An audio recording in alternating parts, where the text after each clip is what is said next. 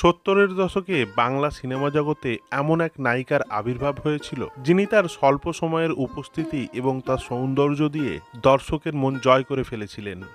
আপনারা শুনছেন ওল্ড গপ্প। আজ ওল্ড গপ্পে থাকছে হারিয়ে যাওয়া এক বাঙালি অভিনেত্রী মিঠু মুখার্জির জীবনের কিছু কথা। ভিডিওটি শেষ পর্যন্ত দেখার অনুরোধ রইল।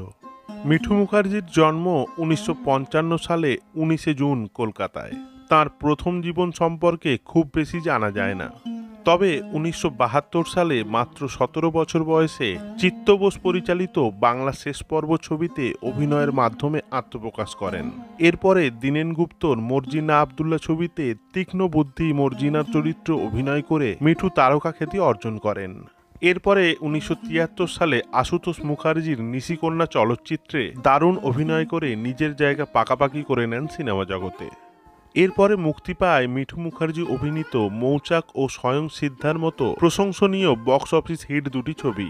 রঞ্জিত মল্লিকের বিপরীতে উভয় চলচ্চিত্রে তিনি অভিনয় করেন। এরপরে তিনি বলিউড চলচ্চিত্রে পাড়ি দেন। দুলাল গুহর খানদোস চলচ্চিত্রে অভিনয় করে হিন্দি সিনেমায় আত্মপ্রকাশ করেন। বেশ কয়েকটি হিন্দি চলচ্চিত্রে অভিনয় করেও সেভাবে সাফল্য পাননি তিনি। 1990 সালে আবার বাংলা চলচ্চিত্রে ব্যাক করেন আশ্রিতা চলচ্চিত্রের মধ্য দিয়ে। তিনি একটি উড়িয়া চলচ্চিত্রেও অভিনয় করেছিলেন। মিঠু মুখার্জি অভিনীত চলচ্চিত্রগুলি হল ভাগ্যচক্র, সন্ধি, মর্জিনা আবদুল্লাহ, হোটেল স্নোফক্স, মৌচাক, স্বয়ং সিদ্ধা প্রভৃতি উল্লেখযোগ্য। 90-এর দশকের পরে নিজেকে সিনেমা জগৎ থেকে একেবারে সরিয়ে নেন তিনি। শোনা যায় মুম্বাইয়ে তার পরিবারের সঙ্গে ভালোই দিন কাটাচ্ছেন মিঠু মুখার্জি। বর্তমানে ওনার বয়স 70 বছর। ওল্ড গপ্প চ্যানেলের এই ভিডিওর মাধ্যমে শ্রদ্ধা জানাই এই অভিনেত্রীকে। ওনার সুস্থতা কামনা করি। ভিডিওটি ভালো লেগে থাকলে ওল্ড গপ্প চ্যানেলটি সাবস্ক্রাইব করে পাশে থাকুন। ধন্যবাদ।